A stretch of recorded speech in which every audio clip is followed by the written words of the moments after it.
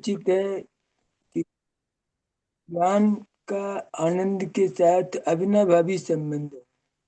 जी हाँ। जहाँ ज्ञान है वहाँ आनंद भी उसका रसास्वादन साथ में चलता ही है। तो ये हम्म। न्याय का सटीक है। तो भाविंद्री का विषय तो खंड खंड है, लेकिन जो अतीन्द्रिय आनंद का जो अनुभव होता है वो तो अखंड आनंद, अनंत गुणों का रस एक साथ अनुभव में आता है, उसमें खंड नहीं होता है। हाँ, वही वही आज भाई श्री ने वो ઇમ્પોર્ટન્ટ પોઈન્ટ ક્યાં બતાયા કે ભાવેન્દ્રિય જ્ઞાન છે ને એને આપણે જ્ઞાન માની લઈએ છીએ ને, એમાં સામાન્યનો तिरोभाव થઈ જાય છે। उससे हिसाब से सामान्य का तिरोभाव हो जाता है। तो वो जो राग राग होना वगैरह पर्क से भिन्न होना वो तो बात है ही, वो तो हम तो बहुत बार सुना। मगर आज भावेंद्री का पॉइंट बता के बहुत ही प्रैक्टिकल पॉइंट बताया कि वो वहां हमारा खंड खंड जो आप जैसे आपने बताया वहां सामान्य का उससे तिरोभाव हो जाता है, क्योंकि हमने भावेंद्रिय को ही ज्ञान मान लिया है ना। अभी मैं बोलती हाँ हूँ, आप लोग सुनते हैं, तो वही उसका ही ज्ञान होता है, ऐसे ही हम समझते हैं। उसी टाइम सामान्य में सामान्य का आविर्भाव हो रहा है, वो बात चली जाती है, वो बात हमारे हमारे ध्यान में से चली जाती है। तो उसका उन्होंने बहुत ही सुंदर आज किया भावेंद्रिय और अतीन्द्रिय ज्ञान के बीच में। तो हम अच्छा। हम यहाँ अपना विषय बंद करते हैं। अब कमलेश जी का विषय शुरू हो रहा है, हाँ जी। आप शुरू कीजिए। ઉષાબેન બહુ कमलेश जी। સરસ કરાવ્યું। હા, થેન્ક યુ બેન। આ બધો ભાઈશ્રીનો પ્રતાપ છે ને ગુરુદેવનો પ્રતાપ છે। Of course yes.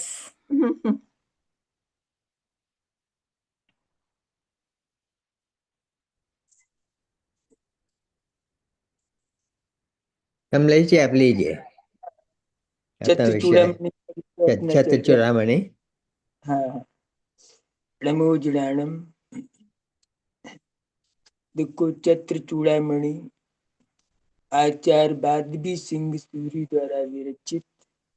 इसमें जीवंदर कुमार का चरित्र बहुत ही अद्भुत, सरस और सुगम शैली में आचार्य देव ने इसका रहस्य बताया है। तो अपना आज 8वां लंब चलेगा। अभी उनका 7वें लंब में दृढ़मित्र राजा की कनकमाला नाम की कन्या के साथ उनका विवाह हो जाता है। और विवाह के बाद जीवंदर कुमार उसमें अनुराग युक्त नहीं हुए, अत्यधिक अनुराग युक्त नहीं हुए, क्योंकि तीरस्था जीवंती खलु रागाब्धि गाहिने न जीवंती। पहला ही श्लोक है 8वें लंब का, उसमें नीति वाक्य का प्रयोग किया है कि राग रूपी समुद्र के तट पर स्थित पुरुष जीते हैं और विषय राग रूपी समुद्र में अवगाहन करने वाले नहीं जीते हैं। वे संसार में वे ही पुरुष सुखी हैं जो विषय भोगों की तृष्णा में तटस्थ रहते हैं, उनमें तन्मय नहीं होते। देखो, गृहस्थ जीवन में राग परिणाम तो रहता ही है, पर यदि वह राग परिणाम मिथ्यात्व और अनंतानबंदी कसाय के साथ में हो तो जीव को आकुलता रूप दुख का वेदन कराता है। कब कराता है कि वो राग का परिणाम मिथ्यात्व और अनंतानबंदी के साथ में है, तो आकुलता रूप दुख का वेदन कराता है। उस जीव के मिथ्या मान्यता रहती है कि संसार के पदार्थ पर द्रव्य सुखरूप ही है। इस मिथ्या मान्यता को ही यहाँ राग रूपी समुद्र में गोते लगाना का है। तो गृहस्थ की श्रद्धा यथार्थ हो तो उसे मिथ्यात्व और अनंतानबंदी कसाय जन्य राग नहीं रहता है। इस सम्यक दृष्टि की बात है कि वो पुण्य के वैभव में भी रहते हैं, लेकिन उसमें मूर्छित परिणाम नहीं होता है। प्रतिक्षण सजग और सचेत भाव रहता है। अप्रत्यक्षाना वर्णादि से 3 कसाय जन्य राग ही रहता है। ऐसा श्रावक राग रूपी समुद्र के किनारे पर स्थित है। वह संयोग जन अनुकूल प्रतिकूल बाह्य पदार्थों के बीच में साम्य भाव से सहज जीवन यापन करता है। पर द्रव्य सुख दुख दाता नहीं है, ऐसी उसकी दृढ़ श्रद्धा है। अतः उसे आत्मोत्पन्न अनुपम सुख का अनुभव होता है। सम्यक श्रद्धा होने से सिद्ध भगवान की जाति, जिस जाति का अनाकुल सुख का अनुभव होता है, उसी जाति के अल्प सुख का आनंद श्रावक भी लेता है। तो यहाँ भूमि का अनुसार उनको राग का परिणाम होता है। तो जितना राग है उतना दुख है। तो तत्व रसिक मनुष्यों को ज्ञान धारा और कर्म धारा, इन दोनों का समीचीन ज्ञान होता है। अब इस तरह हेमावा नगरी में बुद्धिमान जीवनधर कुमार वहां बहुत समय तक रहे और प्रेमियों के स्नेह में वहां उनका मन बहुत प्रसन्न रहता है।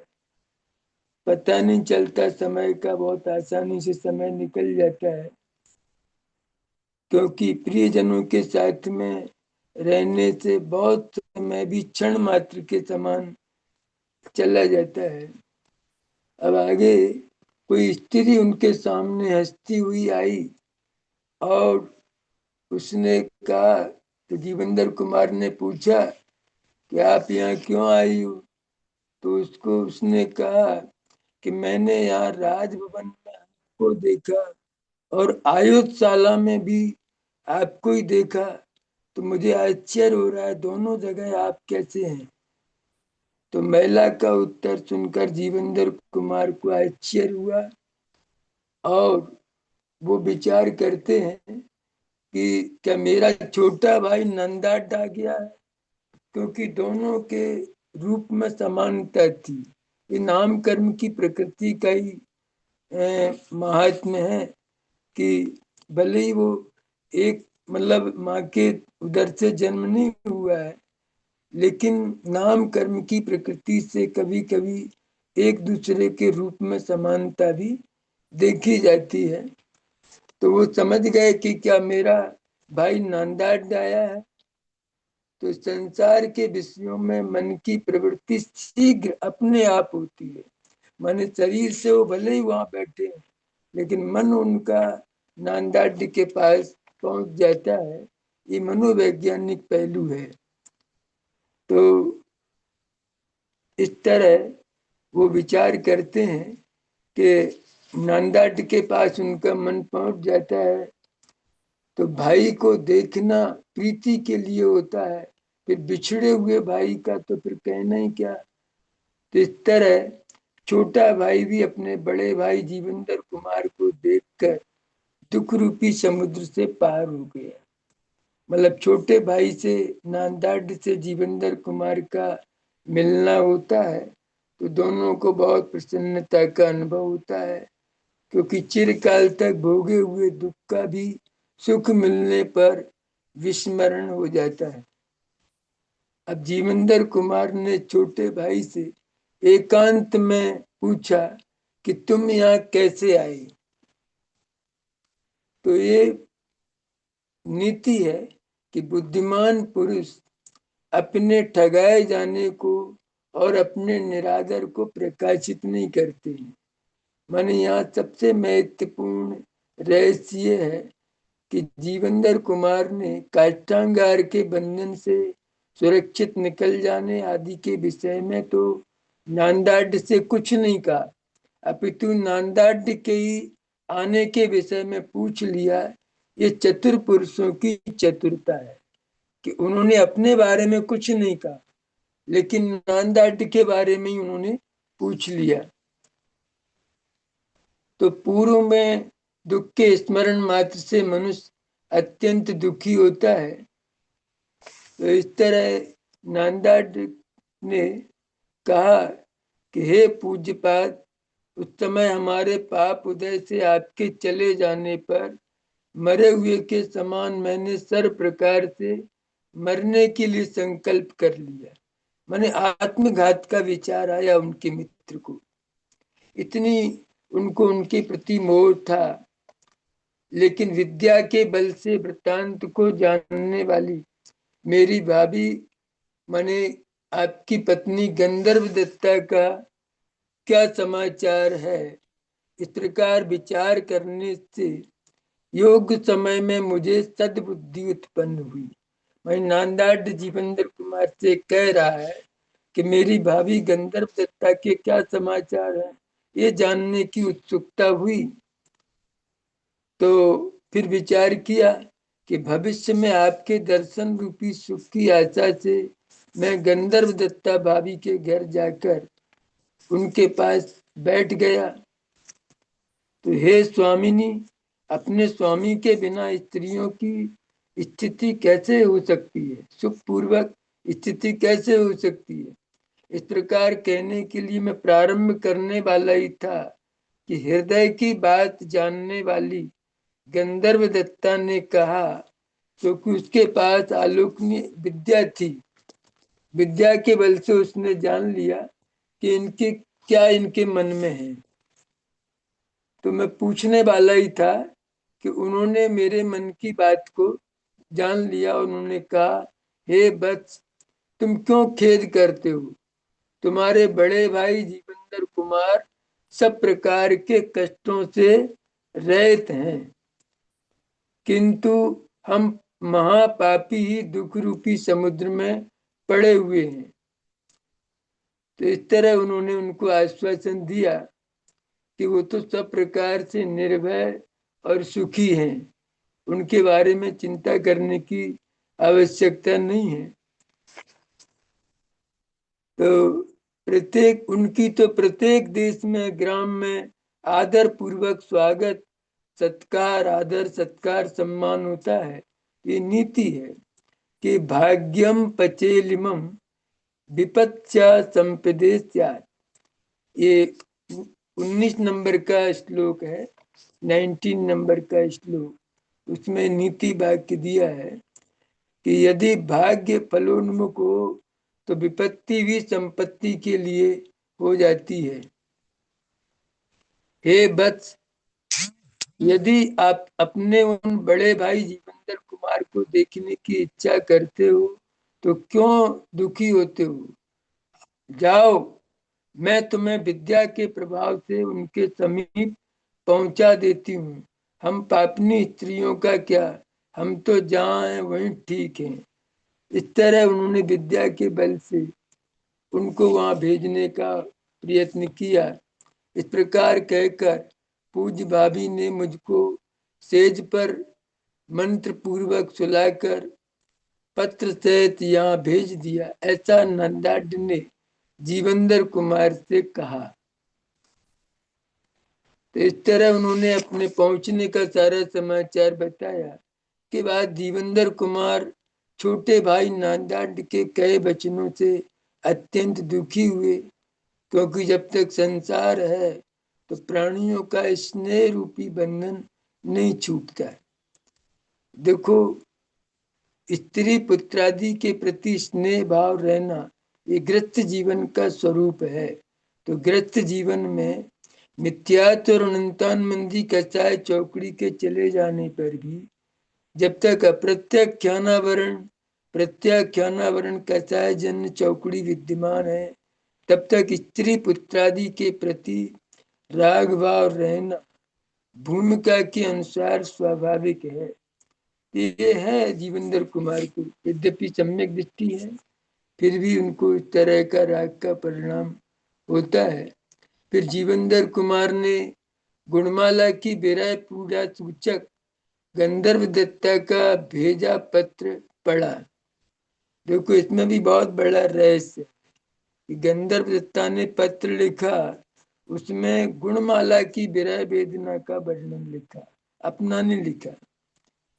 तो निश्चय से चतुर पुरुषों का निज मुख से अपने कार्य के लिए कहना नहीं होता है, मन वो अपनी बात को दूसरों के माध्यम से कहते हैं।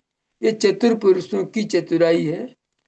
तो गंधर्व दत्ता ने पत्र में अपने दुख की बात न लिखकर गुणमाला के विरह दुख का वर्णन विस्तार पूर्वक करके अपने दुखी होने के अभिप्राय को परोक्ष रूप से प्रकट कर ही दिया।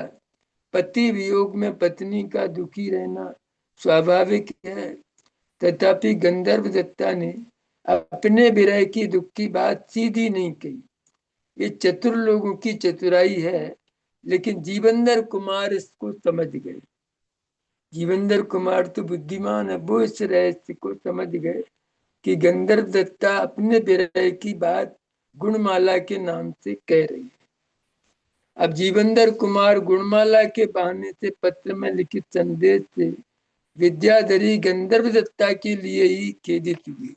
माने पत्र में गुणमाला के विरह का वर्णन पढ़ रहे हैं और दुखी गंधर्व दत्ता के बारे में हो रहे हैं, क्योंकि वो समझ रहे हैं कि गंधर्व दत्ता ने अपनी विरह वेदना प्रकट की है। तो निश्चय से द्वेष भाव और पक्षपात अर्थात प्रेम भाव प्रत्येक व्यक्ति की अपेक्षा भिन्न भिन्न होता है। तो जीवनधर कुमार ने पत्र में तो गुणमाला के विरह दुख का वर्णन पढ़ा और मन में पत्नी गंधर्व दत्ता के प्रति अत्यधिक प्रेम उमड़ा। तो अपनी प्रिया गंधर्व दत्ता के शोक को सुनने से कुमार के उत्पन्न शोक भी बाहर प्रकट नहीं हुआ। इसमें बहुत अच्छी नीति का प्रयोग किया है आचार्य देव ने 25 नंबर के श्लोक में कि ही विवेक ने प्रसाद खेदाभ्याम न विक्रियन्ते। वास्तव में विवेकी पुरुष हर्ष और विषाद से विकार भाव को प्राप्त नहीं होते हैं, साक्षी भाव से देख रहे हैं कि ये सब कर्म उदय के खेल हैं, मैं तो ज्ञाता हूं, मैं इनका करता नहीं हूं, इस तरह साक्षी भाव से देख रहे हैं। फिर राजा दृढ़मित्र के घर में रहने वाले पुरुषों ने जीवनधर कुमार के छोटे भाई नांदार्ड को चारों तरफ से घेर लिया। तो अकृत्रिम जान निश्चल प्रेम होता है, वहां इस तरह का आपस में सहज प्रेम भाव प्रकट होता ही है कि अनंतर बहुत से ग्वाले गायों को पकड़े जाने से राजा के आंगन में रोने चिल्लाने लगे। तो अत्यंत पीड़ा होने पर प्राणी अपनी रक्षा करने वालों की अपेक्षा से ऐसा करते ही हैं। तो राजा दृढ़मित्र का संकल्प, तो राजा करुणा को पैदा करने वाला उनका रोना सहन नहीं कर सकी। तो जीवनधर कुमार ससुर के रोके जाने पर भी गायों को छुड़ाने के लिए चल देते हैं। तो ये बहुत अच्छा प्रसंग है कि असमर्थ पुरुषों से भी तिरस्कार सहन नहीं होता, तो समर्थ पुरुषों का तो कहीं नहीं किया। जीवनधर कुमार तो समर्थ हैं, तो वो तो गायों को छुड़ाने के लिए चल देते हैं। तो गायों को पकड़ने वाले चोर भी जीवनधर कुमार के मित्र ही थे। निश्चय से सद्भाग्य का उदय होने पर लकड़ी ढूंढने वाले को भी रत्न मिल जाता है। तो ये जीवनधर कुमार के मित्र ही थे। उन्होंने जीवनधर कुमार से मिलने का प्रयोजन था गाय चुराने का नहीं। वे जीवनधर कुमार के स्वभाव से अच्छी तरह परिचित थे और जानते थे जीवनधर कुमार को गायों की चोरी का पता चलेगा तो वे गायों को छुड़ाने अवश्य आएंगे। इस प्रकार सहज ही मित्र से मिलना हो जाएगा। तो जीवनधर कुमार का भी विशिष्ट जाति का पुण्योदय था। इस प्रसंग में भी मित्रों से उनका सहज मिलना हो गया। अब मित्र मिलन से वो आनंदित होते हैं। तो भले एक तरफा प्रेम हो, ये मूर्खों की चेष्टा होती है, लेकिन बुद्धिमानों का इस प्रकार नहीं होता है। उनका प्रेम तो परस्पर में सहज नैसर्गिक प्रेम होता है। तो जीवनधर कुमार मित्रों को देखने से राजा दृढ़मित्र को दामाद जीवनधर कुमार के वैभव का देखकर उनको आश्चर्य हुआ। तो निश्चय से पुण्यात्मा पुरुष समृद्ध सेना आदि सामग्री से रहित भी नहीं समझने चाहिए, अर्थात उनको बहुत सामग्री युक्त समझना चाहिए। इस तरह उनके जीवेंद्र कुमार के ससुर राजा दृढ़मित्र उनके वैभव का विचार करते हैं और आश्चर्य होता है। निश्चय से छोटे भाई और मित्रों सहित विद्वान जीवेंद्र कुमार अत्यंत हर्षित होते हैं। निश्चय से श्रेष्ठ पुरुषों के एक सी इच्छा रखने वालों के समागम से बढ़कर और कोई दूसरा सुख नहीं है। माने जहाँ विपरीतता होती वहां अंतर द्वंद्व विषाद होते हैं, लेकिन जहाँ समानता है, वैचारिक समानता है, वहां प्रसन्नता का अनुभव होता है। अब आगे देखो, जीवेंद्र कुमार ने मित्रों के द्वारा अपना विलक्षण अपूर्व सम्मान होते देख मित्रों पर संदेह किया कि मेरा इतना आदर सत्कार कर रहे हैं, इसका कारण क्या है। तो विशेषता को पहचानने वाले बुद्धिमान विशेष देखने से संदेह करने लगते हैं। इस तरह उनको संदेह होता है और जीवेंद्र कुमार का अपने मित्रों से प्रश्न करते हैं।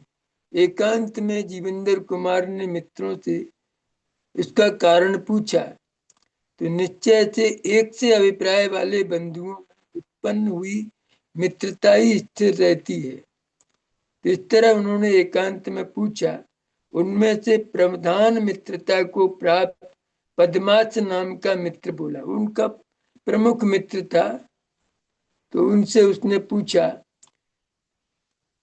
पद्माच नाम का मित्र बोला कि निश्चय से क्रम पूर्वक किसी कार्य का प्रारंभ करना इस सज्जन पुरुषों की पद्धति है। तो हे स्वामी, आपका वियोग होने पर, जले हुए प्राणों से युक्त होने पर भी हम लोग भविष्य में उदय होने वाली महान भाग्य से हस्तावलंब देकर ग्रहण किए हुए के सदृश जीवित रहे।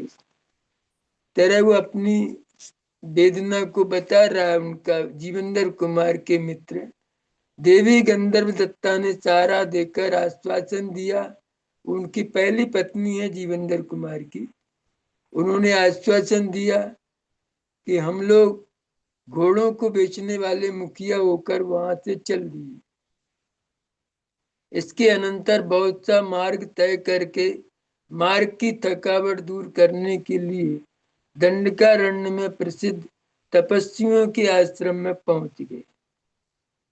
तो वहां आश्रम में क्या था कि चारों ओर के दृश्यों को देख देख कर विहार करते हुए किसी स्थान में पुण्योदय से किसी पवित्र माता को देखा। वो जीवेंद्र कुमार की माँ आश्रम में रह रही है, तो उनसे वहां उनका जीवेंद्र कुमार के मित्रों का मिलना होता है। तो माता ने हम लोगों को देखने से ही तुम कहाँ के रहने वाले हो इस प्रकार पूछा। तब हम लोगों ने भी क्रमानुसार माता के प्रश्न का उत्तर देते हुए कहा कि राजपुरी नगरी में पंडितों के और वैश्यों के शिरोमणि कोई जीवक नाम के पुरुष रहते हैं। हम लोग उनके अनुजीवी सेवक मित्रगण हैं। उस नगर में कोई काष्ठांगार नाम का राजा क्रोध से निर्दोष जीवेंद्र कुमार को मारने के लिए बस इतना ही कहा कि इतने में माता मूर्छित होकर गिर पड़ी। हाय हाय, हे माता, ये जीवेंद्र कुमार मारे नहीं गए। पूरी बात नहीं कह पाई, अधूरी बात सुन के माता मूर्छित हो जाती है।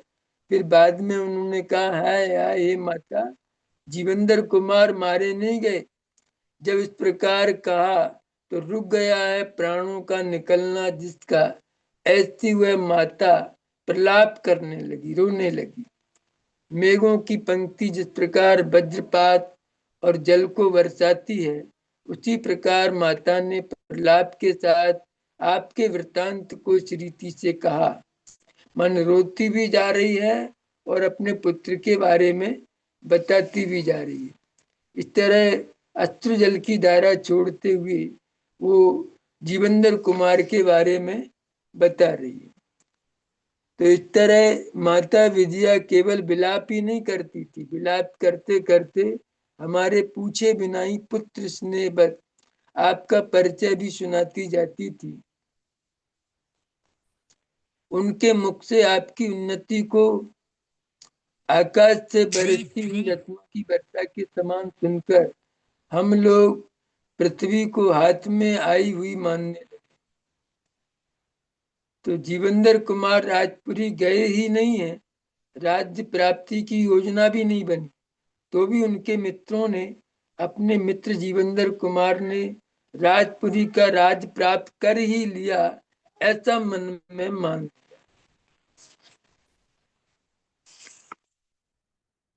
तो ऐसे उनको आत्मविश्वास था, इसलिए वो ऐसा उन्नत विचार स्वाभाविक है। तदनंतर आपके वैभव की महिमा के वर्णन से माता को बार बार धीरज बताकर और पूछकर उस स्थान से देश को आए हैं, ऐसा पद्माक्ष ने कहा। उनके जीवंदर कुमार के मित्र ने जीवंदर कुमार से कहा। तत्वों का स्वरूप जानने वाले जीवंदर कुमार ने माता को जीवित होते हुए भी मृत जानने से अत्यंत खेद किया, क्योंकि वो समझ रहे हैं कि मेरी माँ तो यहाँ है ही नहीं। निश्चय से प्राणियों का मात्र प्रेम दूसरे कारणों से नष्ट नहीं होता है। तो कृतज्ञ मनुष्य का मात्र प्रेम किसी भी अन्य कारणों से कभी नष्ट नहीं होता है। अपने विद्या गुरु आर्यनंदी से जीवंदर कुमार को यह तो ज्ञात हो ही गया था कि मेरी जन्मदात्री माँ सुनंदा नहीं विद्या है, तथापि माँ विद्या जीवित होंगी, ये विचार उनके मन में कभी नहीं आया। जीवंदर कुमार अपनी मनोकल्पना में ही उन्हें मृत मानते आ रहे हैं। माता जीवित हैं, मित्रों से यह जानकर उन्हें अपार हर्ष हुआ, साथ ही अब तक वियोग के स्मरण से दुख भी हुआ। तो इस तरह माता और पिता में है पूज्य बुद्धि जिनकी, ऐसे कुरुवंशी जीवंदर कुमार ने अपनी माता को देखने के लिए शीघ्रता की। अब माँ से मिलने की उत्कंठा जीवंदर कुमार को हुई। तो ऐसा कौन पुरुष है जिसने नहीं देखा है पूर्व में, जिसको ऐसी माता को देखने के लिए इच्छा नहीं करता है, अर्थात इच्छा करता ही है। ये 49 नंबर में बात आई है के बाद माननीय जीवंदर कुमार अपनी माता के स्नेह से अन्य सर्व को सर्वथा भूल गए। माने माँ के प्रति उनको इतना स्नेह है कि अन्य सबको, रानियों को भी वो भूल जाते हैं। निश्चय से 50 नंबर का 50 नंबर का श्लोक है। तेन एव बलिष्ठेन राग देशादि वाद्यते, कि बलवान स्नेह के द्वारा ही राग देश आदि विकार भाव नष्ट कर दिए जाते हैं। इस तरह अतिशय बलवान राग अन्य सामान्य राग देश के परिणामों को शिथिल कर खंडित कर देता है। जब किसी के प्रति ज्यादा राग स्नेह होता है तो अन्य की चिंता और नहीं होती है, फिर उसी के प्रति उसका चिंतन होता है। जीवंदर कुमार ने अपनी स्त्री और अन्य पुरुषों को भी अपने जाने की बात बता दी। निश्चय से आवश्यक कार्य में भी बंधुओं की प्रतिकूलता दुख देने वाली होती है। तो माता जी से मिलने जाने के पूर्व ही अपने निर्गमन का समाचार अपनी पत्नी कनकमाला, अन्य संबंधियों एवं प्रेमी जनों को जीवंदर कुमार ने स्वयं ही बता दिया, क्योंकि अति आवश्यक कार्य में भी अपने इष्ट मित्र लोगों की प्रतिकूलता अत्यंत दुखदायी होती। माने मैं अपनी माँ से मिलने जा रहा हूँ, ये बात उन्होंने अपने मित्र और स्नेहीजनों को बता दी। तो हे जीवंदर कुमार, साथ चलने वाले अपने सालों को विनय से समझा बुझाकर वहां से शीघ्र चल दिए। जो साले थे उनको भी समझा बुझा के उनको आगे चल देते हैं। दूसरों का सम्मान करने से ही महान पुरुषों की महानता बढ़ती है। तो ये उनका विशिष्ट पुण्य का उदय भी है, तो उनका सम्मान सत्कार होता है। अब इसके अनंतर दंडकारण्य में निष्फल नहीं है किसी कार्य में बुद्धि जिनकी, ऐसे जीवनधर कुमार अपनी माता को देखकर मात्र प्रेम से अंधे हो गए। जीवनधर कुमार जहाँ उनकी माँ रह रही हैं उस आश्रम में पहुंचते हैं तो मात्र प्रेम से अंधे हो जाते हैं। निश्चय से तत्व ज्ञान रूपी विचार के छिप जाने पर, ये 53 नंबर का श्लोक है, इसमें बहुत अच्छी नीति वाक्य का प्रयोग किया है कि ही तत्व ज्ञान तिरोभावे रागादि निरंकुशम प्रवर्तिते। तत्व ज्ञान रूपी विचार के छिप जाने पर रागादि भाव बिना रुकावट के प्रबलता से ही प्रवर्तित हो जाते हैं। माने तत्व ज्ञान रूपी विचार छुप जाता है, मंद हो जाता है, तो रागादि भाव बिना रुकावट के प्रकट होते हैं।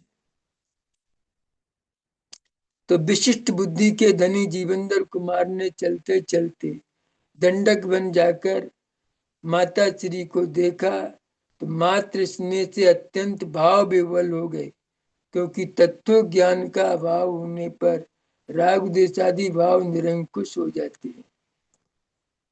अब माता विजया की मनोदशा। जीवनधर कुमार की माता ने पुत्र को जन्म समय से ही त्याग देने से उत्पन्न दुख को पुत्र के देखने से ही नष्ट कर दिया, भूल गई। मन जन्म के समय ही विरह हुआ था, लेकिन पुत्र मिलन से उस सारे दुख को, वेदना को भूल जाती है। तो इसमें नीति वाक्य का प्रयोग किया है 54 नंबर में कि ही सुत प्राणा मातरः। निश्चय से माताओं के प्राण पुत्र ही होते हैं। अब पुत्र मिलन का आनंद क्षण स्थायी, पुत्र के देख लेने से तृप्त होकर वो माता पुत्र को राजा होने की इच्छा करने लगी। देखो विचित्रता है मोह की। अभी तो पुत्र के विरह में दुखी थी, अब पुत्र से मिलना हुआ तो पुत्र मिलन के बाद अब उसके राजा होने की इच्छा करने लगी। ये मोह की विचित्रता है। तो निश्चय से नीति वाक्य का प्रयोग किया 55 श्लोक में कि ही लाभम लाभम अभी इच्छा स्यात् तृप्ति कदाचन न भवति, कि निश्चय से एक वस्तु के प्राप्त हो जाने पर मनुष्य की दूसरी वस्तु की प्राप्ति के लिए इच्छा हुआ ही करती है। तृप्ति कदाचन न भवति, इच्छा की पूर्ति, संतोष कभी भी नहीं होता है। तो ये मोह का स्वरूप है।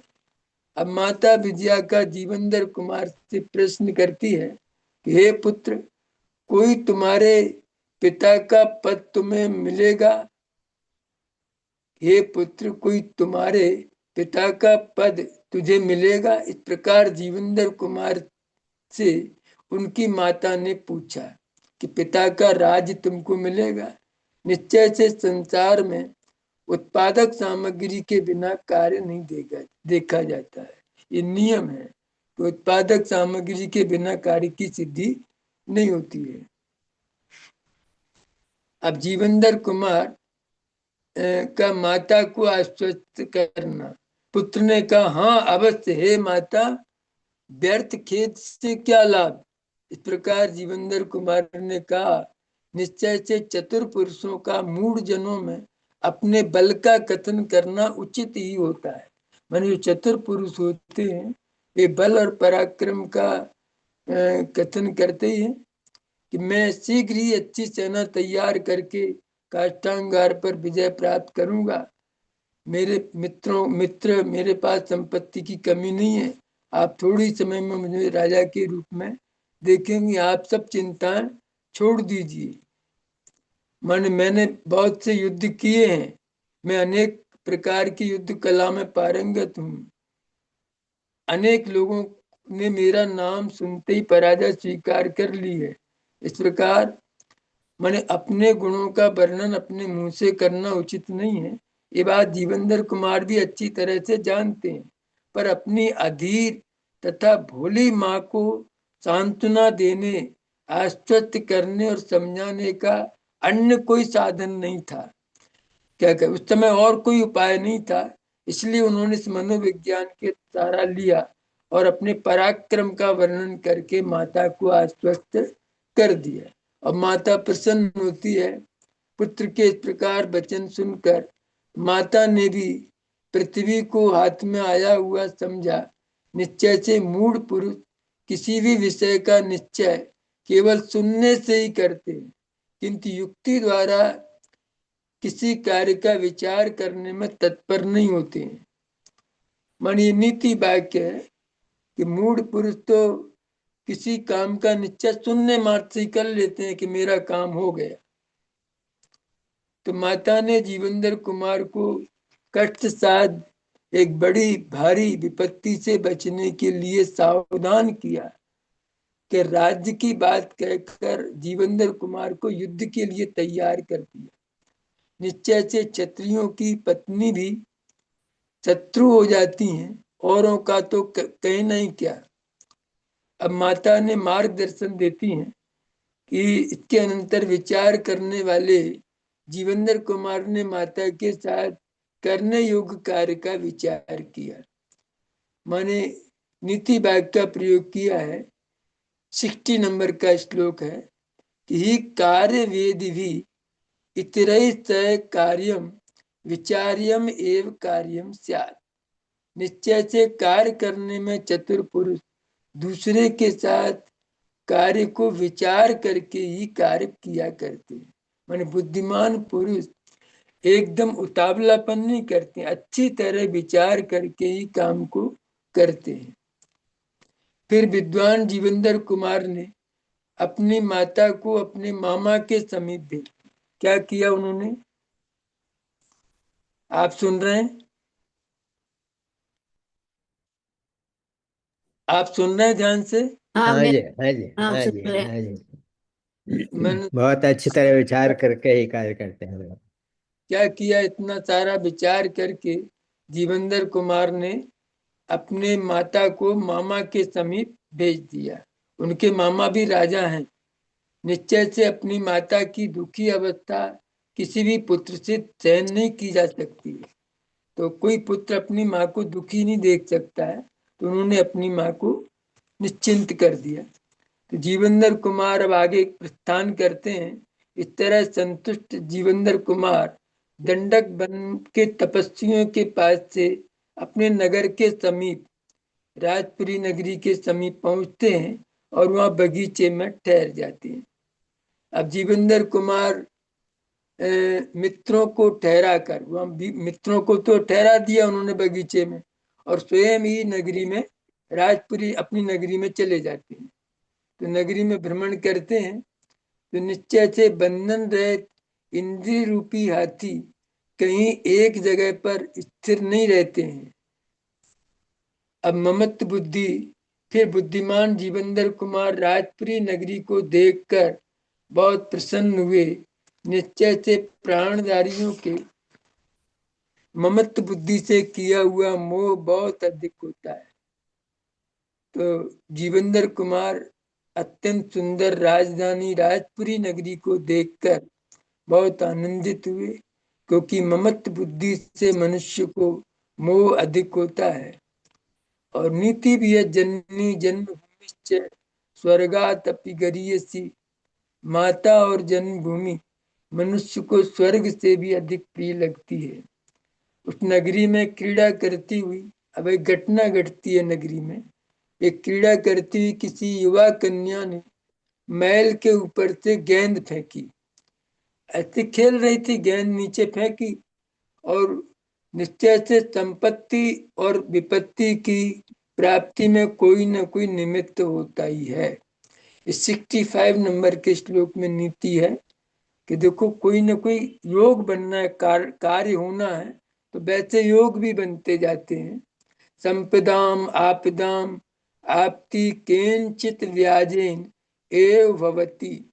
संपत्ति और विपत्ति की प्राप्ति में कोई ना कोई निमित्त होता ही है। तो बाह्य पदार्थों में नहीं है बुद्धि जिनकी, ऐसे जीवंदर कुमार ऊपर को मुख किए हुए गेंद से खेलती हुई कन्या को देखकर उस पर मोहित हो गई। निश्चय से जितेंद्रीय पुरुषों के मन के भाव योग्य स्थान में ही प्रवृत्त होते हैं। ये मनोवैज्ञानिक पहलू है कि ही वचनाम मनोवृत्ति स्थाने एव जायते। जितेंद्रीय पुरुषों के मन के भाव योग्य स्थान में ही प्रवृत्त होते हैं। यह जीवंदर कुमार उस कन्या के प्रेम से उसके मकान के आगे की चौकी पर बैठ गए। अब जीवंदर कुमार उस कन्या के मकान के पास एक चौकी पर बैठ गए। निश्चय से अंजसाम, ये 67 नंबर का श्लोक लास्ट चल रहा है। अंजसा कृत पुण्यानाम वांछा अपि वंचिता न, किया है अच्छी तरह से पुण्य जिन्होंने, ऐसे पुरुषों की इच्छा भी निष्फल नहीं होती है। पुण्यवान पुरुषों की इच्छा विफल नहीं होती है। अब कन्या के लिए सुयोग वर का मिलना, अब यहाँ सारा योग बनता है कि अनंतर प्रसन्न मुख जिनका, ऐसा कोई सेठ उनको देखकर बोले कि प्राणी बहुत काल से चाही हुई वस्तु मिल जाने पर प्रसन्न होते हैं, तो सेठ को बहुत प्रसन्नता होती है कि हे भद्र, मैं सागर दत्त नाम का वैश्य हूँ और ये मेरा घर है, और कमला नाम की मेरी स्त्री से उत्पन्न बिमला नाम की मेरी पुत्री है, पुत्री भी युवा हो गई है। उस कन्या की जन्म समय में ज्योतिषियों ने ये घोषणा की थी कि जिसके आने पर तुम्हारा नहीं बिका हुआ रत्नों का समूह बिक जाएगा, वही इस कन्या का पति जानना। इस 70 नंबर के श्लोक में बात कही है ज्योतिषी की। अब इसके आगे बात चलती है कि आपके यहाँ प्रवेश करने पर ये सब देखा गया, मन मेरे रत्न बिक गए। विशेष कहने से क्या, हे माँ भाग योग आप ही इस कन्या के साथ विवाह करें।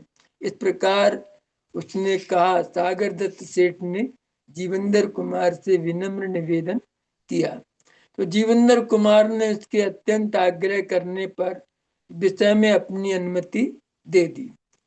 नीति भाग का प्रयोग किया है। 72 में लास्ट चल रहा है कि ही वांछितार्थे अपि वचनाम कातर्यम न दृश्यते, कि निश्चय से इच्छित पदार्थ में भी जितेंद्रीय पुरुषों के अधीरता नहीं देखी जाती।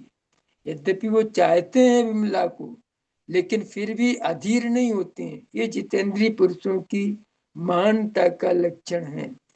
सेठ सागर दत्त ने आग्रह पूर्वक अनुरोध करने पर जीवंदर कुमार ने उनकी युवा कन्या विमला के साथ विवाह करने की अनुमति प्रदान कर दी, क्योंकि जितेंद्रीय पुरुष इच्छित पदार्थ के पाने में भी अधीर नहीं होते हैं।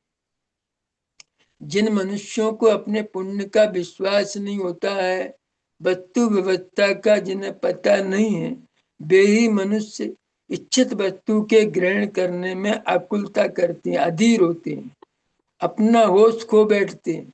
लेकिन जीवंदर कुमार को अपने पुण्य पर पूरा भरोसा है। तत्व ज्ञानी होने से उन्हें वस्तु व्यवस्था का ज्ञान भी है। अतः कन्या विमला अपेक्षित होने पर भी, उसको चाहने पर भी विमला से विवाह के लिए स्वयं प्रस्ताव नहीं रखा। अपितु जब सागर दत्त ने विमला से विवाह करने के लिए विशेष अनुरोध किया, तो उन्होंने अपनी स्वीकृति प्रदान कर दी। इसके अनंतर सत्येंद्र राजा के पुत्र जीवंदर कुमार ने सागर दत्त से दी हुई बिमला नाम की कन्या को अग्नि की साक्षी पूर्वक वर्ण किया। इस तरह इति श्री वाधवी सिंह सूरी विरचिते क्षत्र चूड़ामणु बिमला लंबो नाम अष्टमो लंब समाप्त है। इस तरह 8वां लंब में उनको बिमला नाम की कन्या की प्राप्ति होती है। इस तरह ये प्रसंग समाप्त होता है। इसमें सबसे बड़ी रहस्य की बात यह है कि पुण्य के वैभव सहज रूप में प्राप्त होते हैं, लेकिन वो उनमें मूर्छित नहीं है, क्योंकि सर्वोत्कृष्ट आनंद रस का रसास्वादन चल रहा है भीतर में। इसलिए निकृष्ट तुच्छ भोगों में उनको रस नहीं आता है, लेकिन है चारित्र मोह के उदय के परिणाम। तो ऐसी सहज वृत्ति सम्यक दृष्टि ज्ञानियों के जीवन में होती है, लेकिन हठाग्रह का परिणाम नहीं, सहज साक्षी भाव से रहते हैं। और आपकी क्या समझ में आया विशेष, आप बताएं। ये आपने बताया ना कि क्या? सहजता से प्राप्त होते हैं पुण्य पुण्य वैभव के भाव।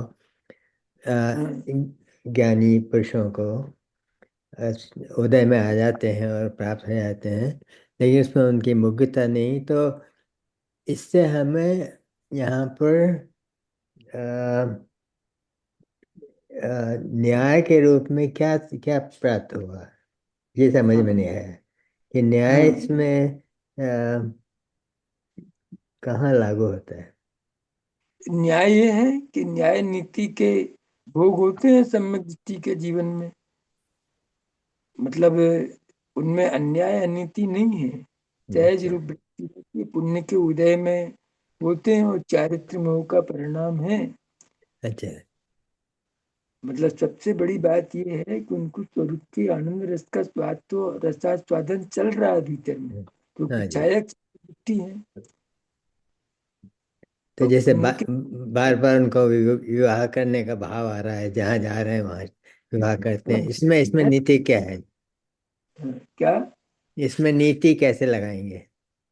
इसमें नीति ये है कि मतलब नीति है तटस्थ भाव से रहते हैं ज्ञानी। प्रारंभ में ही बात आई है, मतलब उसमें मूर्छित मुग्ध नहीं होते, उसमें तन्मय नहीं होते, साक्षी भाव से रहते हैं ज्ञानी। अच्छा। ये ज्ञानियों के उदय की बात है कि उदय है ऐसा कि इतनी शादी कर रहे हैं, तो फिर भी वो हो उसमें जाता फिर भी उससे निर्लिप्त रहते हैं। है। हाँ, निर्लिप्त रहते हैं, हाँ, जिनको क्योंकि स्वरूप उनको की उनको क्योंकि अनंतानुबंधी वाला रागनी है ना, तो हाँ, उतना उनको मोह नहीं होता है। पर हाँ, ये उसमें जो मूर्छित नहीं, हाँ, सुख वो फिर वो नहीं है। थोड़ा राग है वो प्रत्याख्यान वर्ण का, तो उससे ये भाव होते हैं, तो वो हो जाते हाँ, हैं। तो उसकी नीति तो यही हुई कि हाँ, वो सहज भाव से जो हो रहा है वो होता है। हाँ, बस हो रहा है। उनको परख है कि आनंद हाँ। रस का अक्षय हम्म। निदान अपने भीतर ही है, ये हम्म। परख हुई है उनको। हाँ। इसलिए पुण्य के वैभव में साक्षी भाव से रह रहे हैं, हाँ, तटस्थ उनने अपने मनुष्य। निदान को देख लिया है ना कि मैं तो यही हूँ। हाँ, आत्म अपने आत्म निदान को भीतर में हाँ। देख लिया है, हाँ, तो तो वो दूसरे मूर्छित। निदान पे मोहित नहीं होते हैं। बस ये जिसको बहुत बड़ी ज्ञान बात है। अपने अपने ज्ञान में, तो वो तो फिर क्यों मोहित होगा? ये तो और ये कर्म। भी बहुत बड़ा कर्म फिलॉसफी का सिद्धांत है कि हम्म। सर्वोत्कृष्ट आनंद रस को जिन्होंने चख लिया है, ऐसे ज्ञानियों को निकृष्ट तुच्छ भोगों में रस क्यों आएगा, कैसे आएगा? नहीं आएगा। क्योंकि अभी इसने उनकी ये मणि को कितने 6 7 8 शादी हो गई उनकी, 6 7, हाँ, ये 8वीं होएगी अब। परमात्म प्रकाश में भी आचार्य योगिंदु देव ने प्रमाण दिया है कि सम्यक दृष्टि ज्ञानी जीव को पुण्य के वैभव में रस क्यों नहीं आता है। तो उसका बहुत बढ़िया समाधान दिया है कि जिसने मरकत मणि को प्राप्त कर लिया हो, वो हाँ। कांच के रत्नों पर क्यों रीझेगा। हाँ। मरकत हाँ, मणि परमात्मा माने प्रकाश में आया है ये। हाँ, हम्म। चैतन्य मणि को प्राप्त कर लिया है, तो ये हम्म। रानी वैभव ठाट बाट ये तो कांच के टुकड़े हैं, हम्म। उनमें उनको आसक्ति क्यों होगी। हम्म। ये बहुत बड़ा इसमें कर्म फिलोसफी का सिद्धांत इसमें बताया है। बहुत अच्छे इसमें नीति वाक्यों का, सिद्धांत का, कर्म रहस्य का बहुत अच्छा प्रयोग किया है। आप इसको अच्छी तरह पढ़ना, मैंने रेफरेंस भी दिए हैं, हाँ जी। कौन से श्लोक में क्या नीति वाक्य दिया है। हम्म। हाँ। तो इस तरह पढ़ना, बहुत सारे प्रसंग इसमें नीति वाक्यों को आप नोट करना, मैं भी बता दूंगा कौन कौन सी महत्वपूर्ण नीति हाँ। वाक्य में आए हैं। तो ये 8वां लंब अपना आज हो गया, 9वां चलेगा, कुल 11 लंब हैं।